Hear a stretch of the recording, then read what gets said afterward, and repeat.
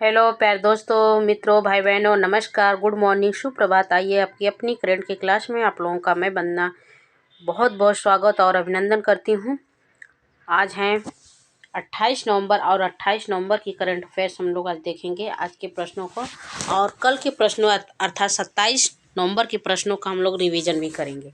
ठीक है, तो सबसे पहले हमारा होगा 28 नवंबर अर्थात आज की करंट अफेयर। तो आज के जितने भी करंट अफेयर्स हैं उनको हम लोग कवर करेंगे, और सारे करंट अफेयर्स आपके एग्जाम के लिए बहुत ही महत्वपूर्ण हैं। ठीक है, तो इस क्लास को अधिक से अधिक शेयर करें अपने भाई बहन दोस्तों मित्रों को, और प्लीज़ जो लोग नए हैं चैनल सब्सक्राइब करें और बेल आइकन को प्रेस कर ले ताकि आपको डेली की क्लास प्राप्त हो सके। तो चलिए स्टार्ट करते हैं। सबसे पहला प्रश्न पूछा जा रहा है कि निम्न में से किस दिन विश्व सतत परिवहन दिवस मनाया जाता है। विश्व सतत पूछा जा रहा है, तो 26 नवंबर को विश्व सतत परिवहन दिवस मनाया जाता है। विश्व सतत परिवहन दिवस पर्यावरण के अनुकूल परिवहन प्रथाओं को बदलाव देना चाहता है, जो स्थिरता को प्राथमिकता देते हैं और कार्बन उत्सर्जन को कम करते हैं। इसमें इलेक्ट्रिशियन वाहनों को प्रमुखता दी गई है।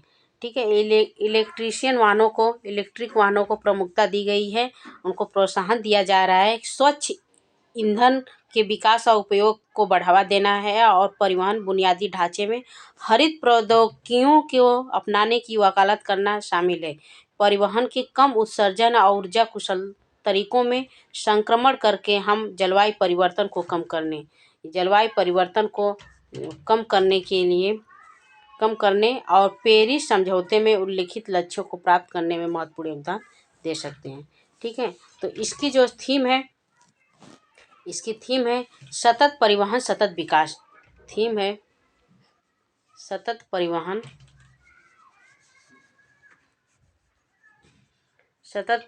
सतत विकास।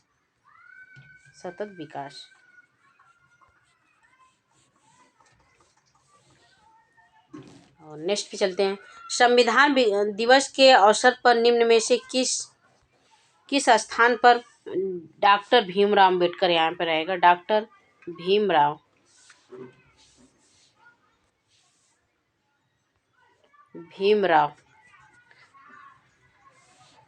भीमराव अम्बेडकर की 7 फीट से अधिक ऊंची प्रतिमा का अनावरण किया गया है। तो यह अनावरण जो किया गया है सुप्रीम कोर्ट में किया गया है। इस अवसर पर राष्ट्रपति द्रौपदी मुर्मू जी ने सर्वोच्च न्यायालय में डॉक्टर भीमराव अम्बेडकर की प्रतिमा का अनावरण किया। इस कार्यक्रम में सर्वोच्च न्यायालय के मुख्य न्यायाधीश डी.वाई. चंद्रचूड़ जी और अन्य न्यायाधीश भी उपस्थित थे। ठीक है, इस अवसर पर डी.वाई. चंद्रचूड़ और अन्य न्यायाधीश भी उपस्थित थे। प्रेम बिहारी जान लीजिए कि प्रेम बिहारी नारायण जी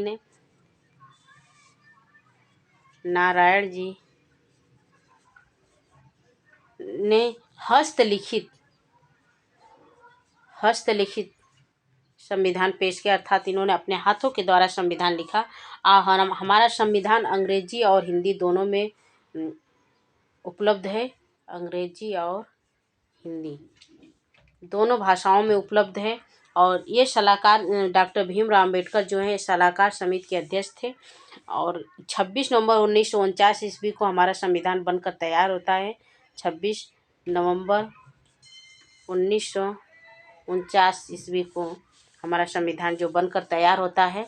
और पहले इसे कानून के नाम से जाना जाता था। फिर इसके नाम में परिवर्तन किया गया। अब इसको संविधान के नाम से जाना जाता है। हाल ही में Ayushman Bharat health and wellness नाम बदलकर क्या कर दिया गया है। तो आयुष्मान आरोग्य मंदिर कर दिया गया है। Ayushman Bharat health and wellness का नाम बदलकर आयुष्मान भारत योग्य कर दिया गया है। ये 2018 में इसकी शुरुआत होती है, और ये 2 चरणों में चलता है। 2 चरण इसके होते हैं। एक चरण में इसको रहता है कि भारत सरकार द्वारा स्वास्थ्य व कल्याण केंद्र खोले जाने की घोषणा है। स्वास्थ्य और कल्याण केंद्र खोले जाने की घोषणा की गई और दूसरे चरण में इसको मुफ्त और सस्ता इलाज की व्यवस्था करने की घोषणा की गई है। ठीक, इसमें से लगभग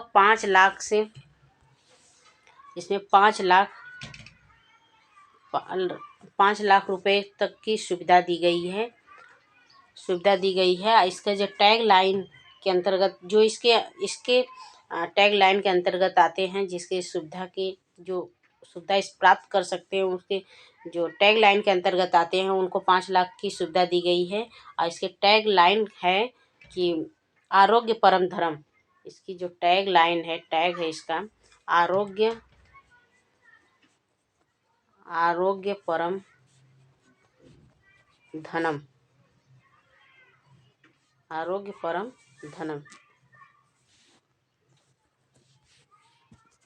अगले प्रश्नों पे चलते हैं हम।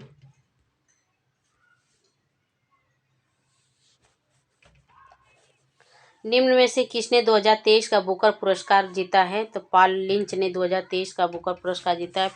यह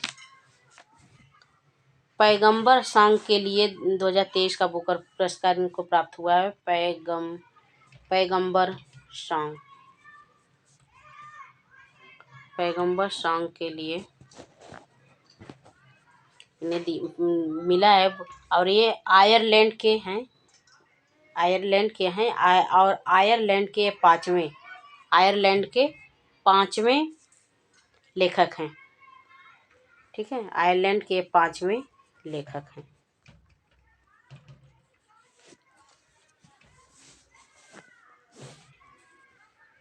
हाल ही में किस राज्य सरकार ने मिशन दक्ष लॉन्च किया है? हाल ही में किस सरकार ने मिशन दक्ष? तो बिहार सरकार ने। हाल ही में किसने पटना न्यायाधीश के रूप में शपथ ग्रहण की है?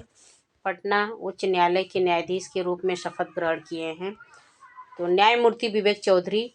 और निम्न में से किस स्थान पर जलवायु कार्यवाही शिखर सम्मेलन वेप्स का आयोजन किया जाएगा? तो ये दुबई में किया जा रहा है।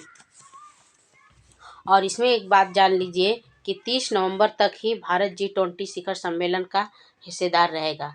भारत की अध्यक्षता 30 नवंबर को समाप्त हो रही है।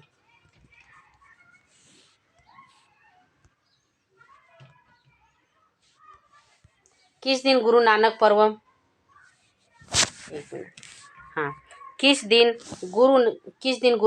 पर्व मनाया जाता है? तो 27 नवंबर को गुरु नानक पर्व मनाया जाता है। यह गुरु नानक साहब जिन्होंने सिख धर्म की स्थापना की थी, सिख धर्म की इन्होंने स्थापना की थी। और इनका जन्म ननकाना में हुआ था। ननकाना में 1469 को हुआ था। 1469 को इनका जन्म होता है और जन्म 1469 को होता है। मृत्यु जो होती है वो 1539 ईस्वी में होती है। 1539 ईस्वी में इनकी मृत्यु होती है। और यह ननकाना अब कहाँ पड़ता है? तो ननकाना अब पाकिस्तान में पड़ता है। पाकिस्तान में। और इनकी मृत्यु कहाँ पे हुई थी? तो करतार में हुई थी। 1539 ईस्वी में 1539 में करतार में हुई थी। ठीक है, करतार में हुई थी। और इनकी माता का नाम जो है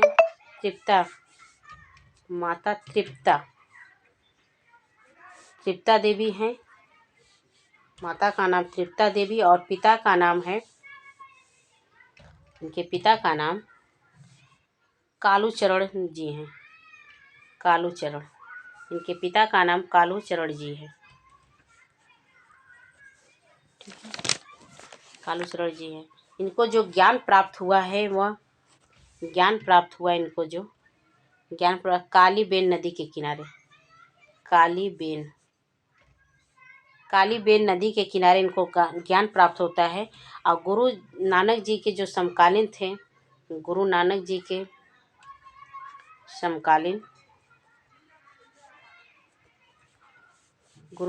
के जो समकालीन थे वो थे बाबर चैतन्य महाप्रभु, जो आपने नाम सुना ही होगा उनका। चैतन्य महाप्रभु थे। और गुरु नानक जी के भी हाल ही में 500 गुरु नानक जी की 554वीं जयंती मनाई गई है। 554वीं जयंती मनाई गई है।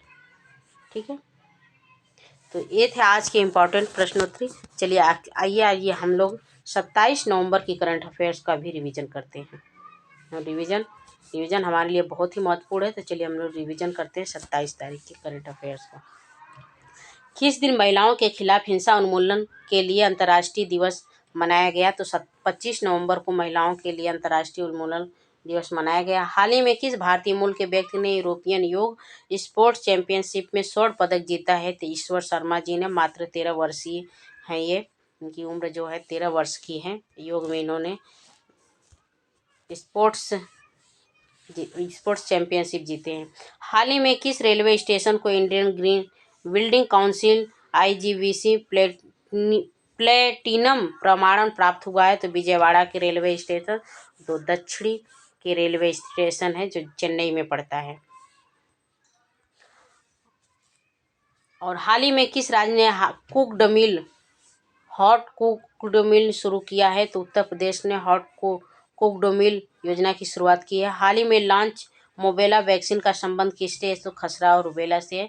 प्रतिवर्ष संविधान दिवस कब मनाया जाता है? तो 26 नवंबर को संविधान दिवस मनाया जाता है। ठीक है, तो ये थे आज के और 27 नवंबर के महत्वपूर्ण करेंट अफेयर्स। तो आज के लिए इतना है दोस्तों। नमस्कार, जय हिंद। क्लास कैसी लगी कमेंट बॉक्स में ज़रूर लिखें। चलिए मिलते हैं अगले क्लास में, तब तक के लिए नमस्कार, जय हिंद।